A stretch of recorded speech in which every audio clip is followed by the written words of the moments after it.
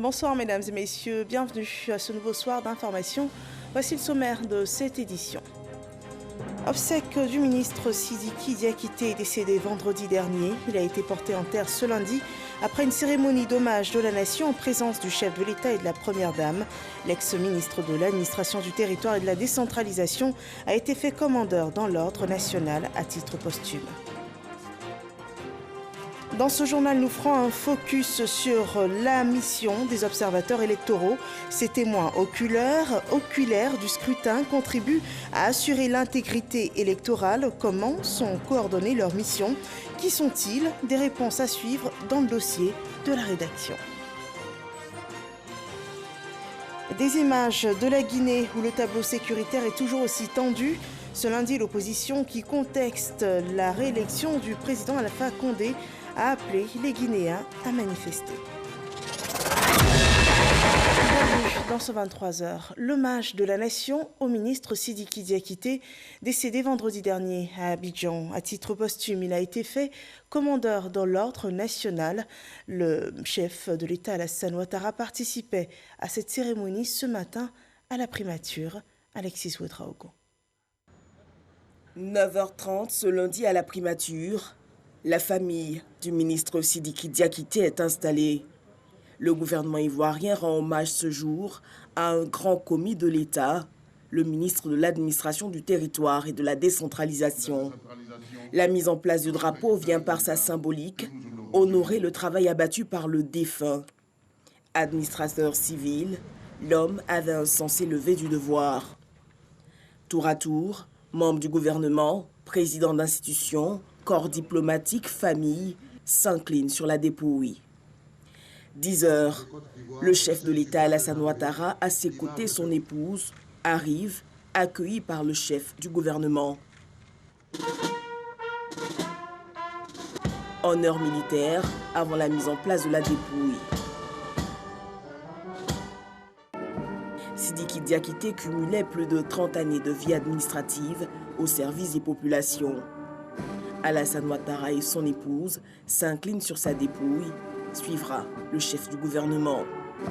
Titulaire de nombreuses distinctions nationales et internationales, Sidiki Diakité a été élevé ce jour au rang de commandeur de l'Ordre national à titre posthume. Au nom du président de la République et en vertu des pouvoirs qui nous sont conférés, nous vous faisons commandeur de l'Ordre national à titre posthume et nous remettons les insignes de votre grade à votre famille. Et c'est le préfet de la région du Poro, préfet de Korogo, qui raconte l'homme. Pour le grand croyant musulman qu'il était, mourir un vendredi, jour de la grande prière, est hautement simple. Administrateur chevronné, il a été. Médiateur social, il le fut. Le préfet Sidiki Diakité fait partie de la phalange du corps préfectoral qui a fortement contribué à la résorption de la fracture sociale après la crise de 2002. À Touba, où il a pris service à la faveur du redéploiement de l'administration en 2007, il a su remettre sur pied l'administration publique, redonner confiance aux populations, réorganiser et rendre fonctionnels les services de santé et le système éducatif pour le grand bonheur des enfants. À Abidjan, où il a officié en qualité de préfet, son mode de gestion des conflits, qui allie à la fois application rigoureuse des textes, présence sur le terrain, négociation avec les partis et sensibilisation des populations, le tout, Monsieur le Président, dans une discrétion totale, qui, au demeurant, est la marque de l'efficacité et qui fait de son approche une doctrine de management administratif que les nouvelles générations devraient s'approprier. L'éloge funèbre est dite par le général Vagondo. C'est un devoir redoutable, cher aîné Sidiki Diakité, auquel tu me soumets aujourd'hui. Un honneur pénible pour moi de prononcer ton oraison funèbre. Le ministre Diakité est un soldat mort au front pour sa patrie. L'organisation des élections et le dialogue politique l'ont mobilisé jusqu'au dernier souffle. Ce mercredi 21 octobre 2020, soit 48 heures avant son brusque départ, il était encore aux manettes du dialogue politique, comme pendant exactement 32 ans, 9 mois et 21 jours où il a été au service de la Côte d'Ivoire. Honneur militaire.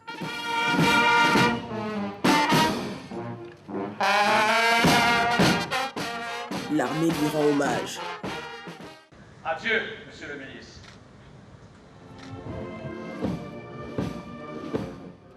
Après de longues années consacrées au service de la nation, son corps a été remis à sa famille.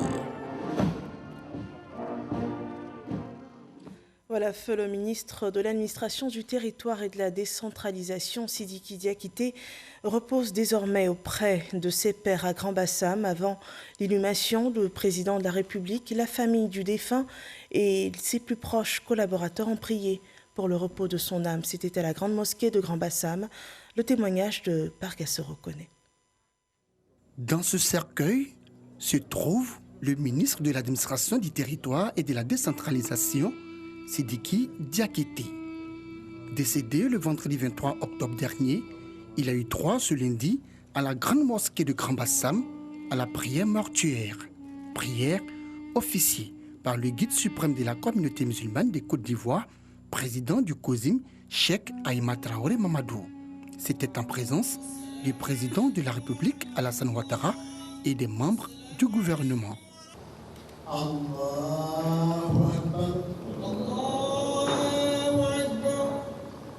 Après la prière mortuaire, Sidiki Diakité est accompagné au cimetière de Grand-Bassam où il a été inhumé en présence de sa famille, de ses amis, de ses plus proches collaborateurs et de ses collègues, tous consternés par ce départ brusque et inattendu. Jusqu'à sa mort, il s'est battu. Je puis dire que c'est presque au combat qu'il est tombé. Parce que son souci, c'est de voir la Côte d'Ivoire connaître la paix éternellement. Très souvent, quand les gens meurent, on dit ils sont grands, mais lui là, c'est une réalité. C'est un grand homme. Il est mesuré, il ne choque jamais. Toujours un petit sourire, même quand tu lui exposes un problème, bon, il a un petit sourire pour t'encourager et tout ça. J'ai été frappé par sa grande humilité, sa connaissance de l'homme et surtout sa capacité à travailler en tant que grand serviteur de l'État en réglant les problèmes sans bruit, mais de façon efficace. C'était vraiment un homme de cœur qui avait une rigueur silencieuse. Du retour du cimetière, autorités administratives, élus, cadres, filles et fils de la ville natale du ministre Sidiki Diakité saluent la mémoire de ce grand commis de l'État.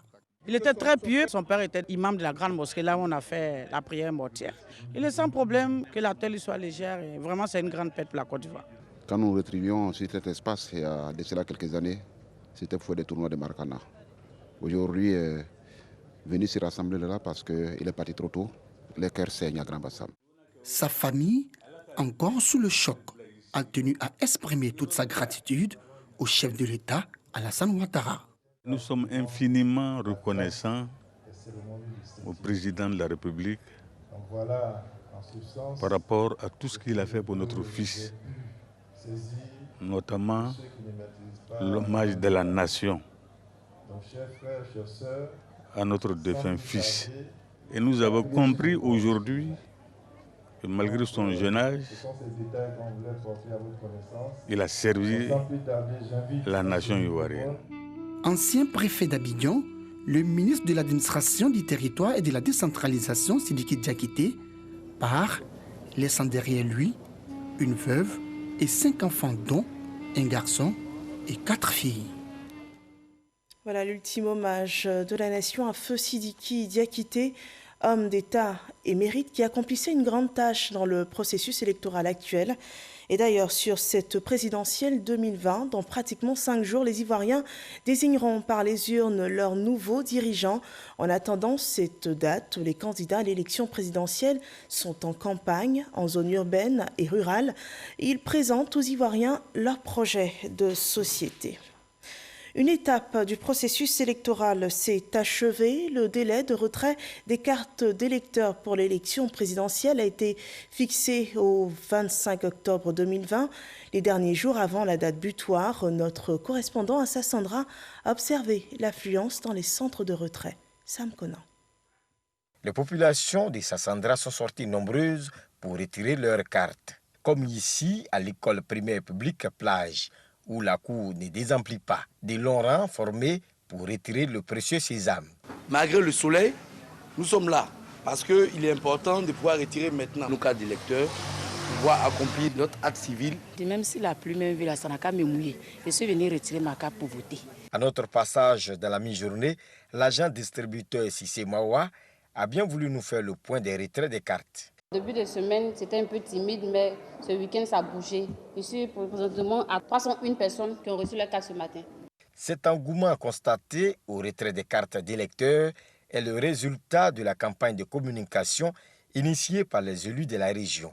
Aujourd'hui, l'affluence est totale, les retraits se font et je suis convaincu que nous allons doubler le taux de retrait que nous avons présentement.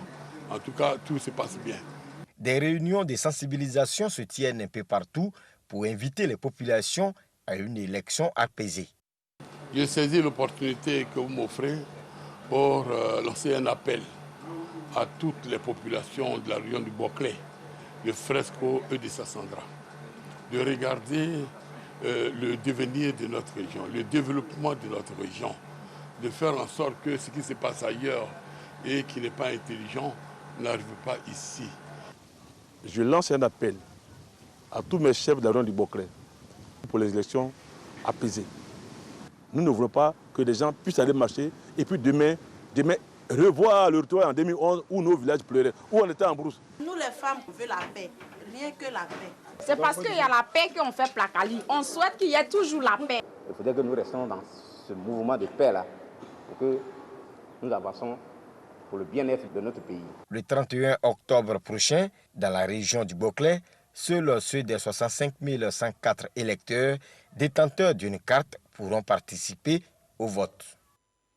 Et après cette phase du processus électoral, la Commission électorale indépendante, la CEI, informe la communauté nationale et internationale qu'au terme de la période de distribution des cartes d'électeurs du 14 au 25 octobre 2020, 3 84 288 électeurs ont effectivement retiré leur carte, soit 41,15% des 7 495 082 électeurs.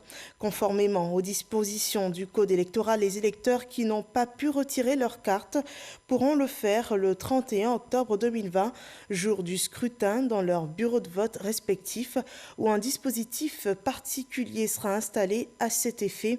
La Commission électorale indépendante rappelle enfin que les nombres des lieux de vote, 10 815, et de bureaux de vote, 22 381, restent inchangés sur le territoire national et à l'étranger.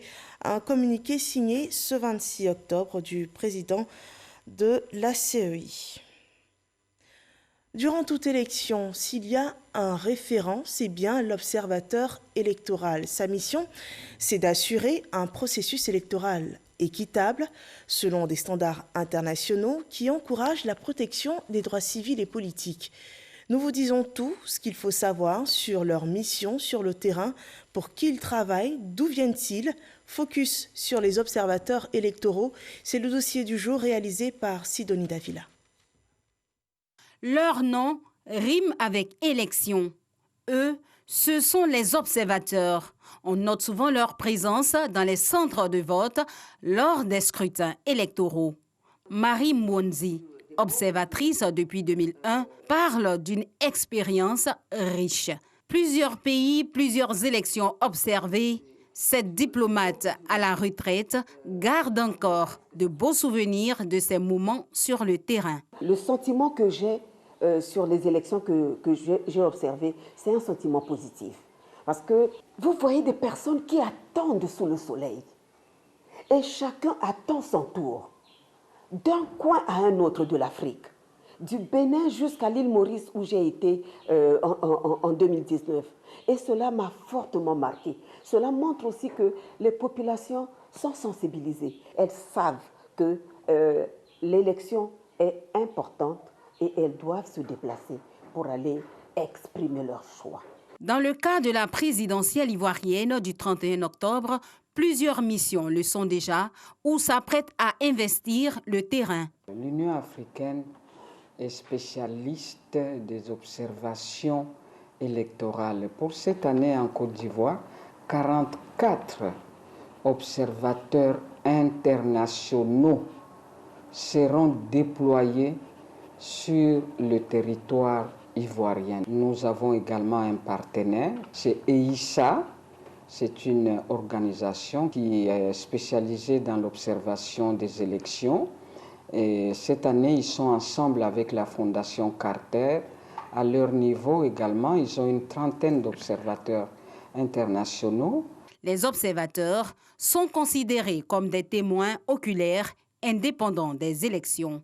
Leur rôle est important dans l'évaluation des scrutins. L'observation électorale a pour but d'assurer un processus électoral équitable, de contribuer à assurer l'intégrité du processus et surtout de faire respecter les concepts clés d'élection démocratique. L'observateur, c'est la personne qui est là, qui entend, qui voit, mais qui ne parle pas.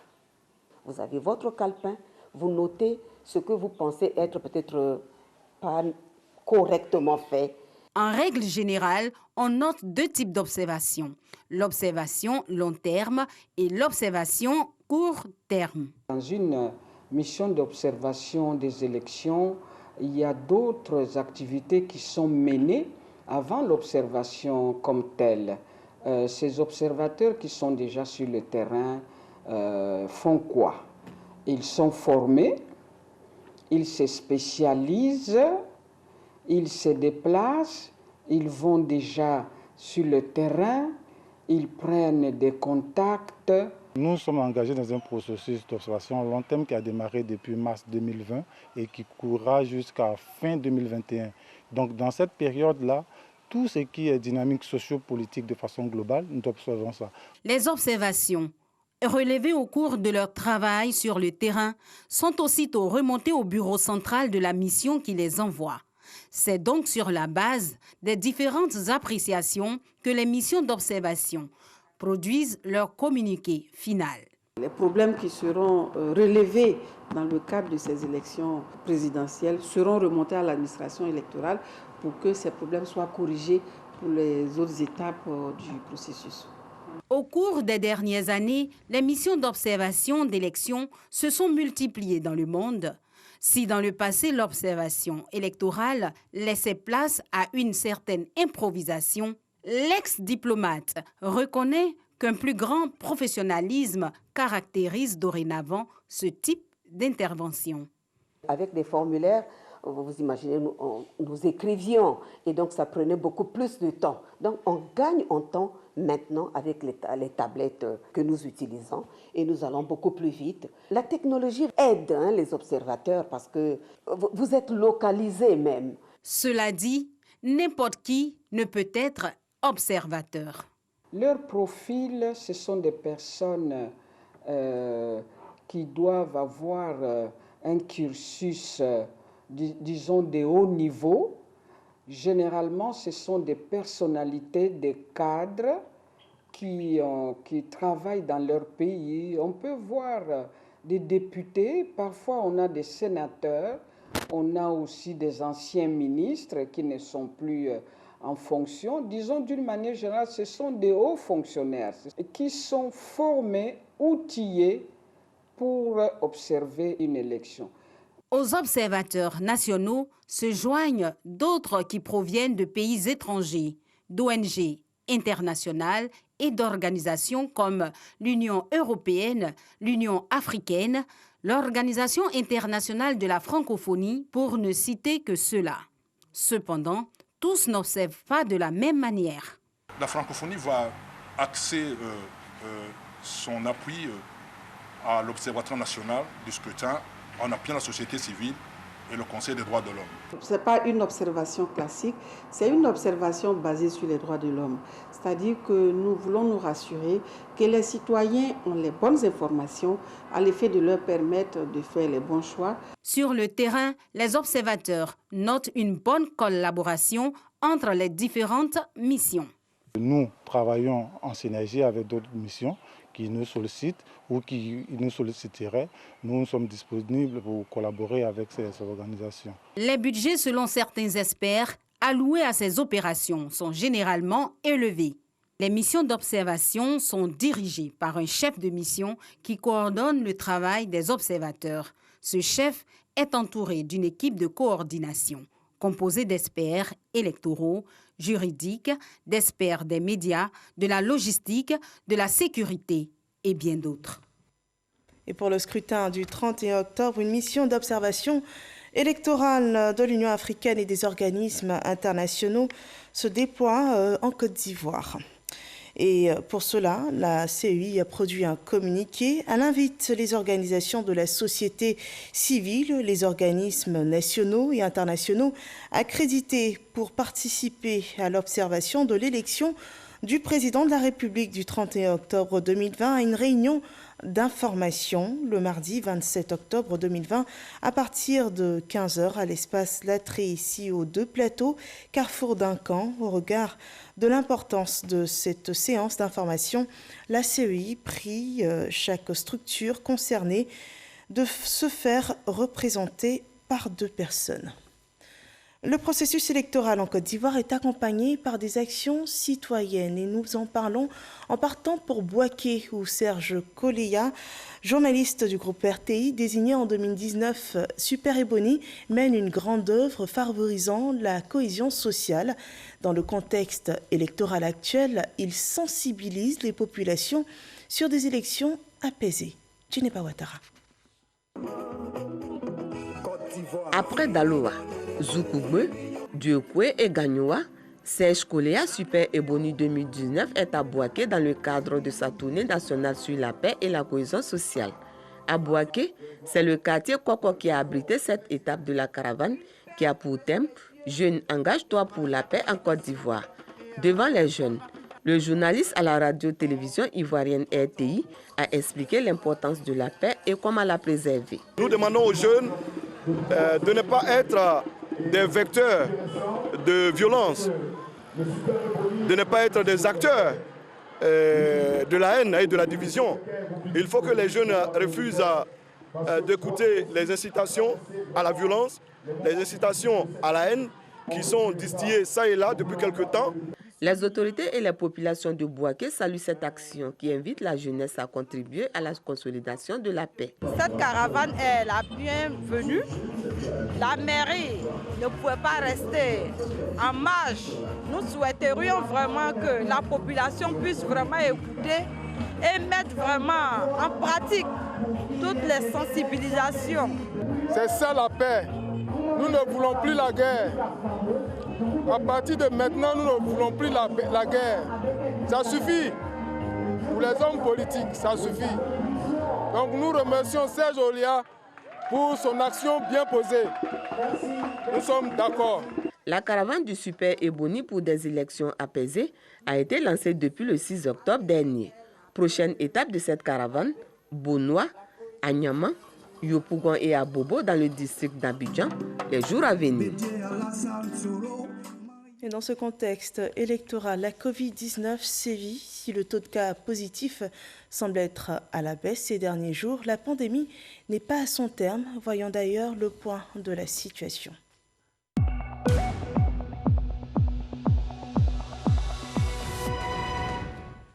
Le ministère de la Santé et de l'Hygiène publique annonce pour ce lundi 16 nouveaux cas de Covid-19, 46 nouvelles guérisons et aucun cas de décès.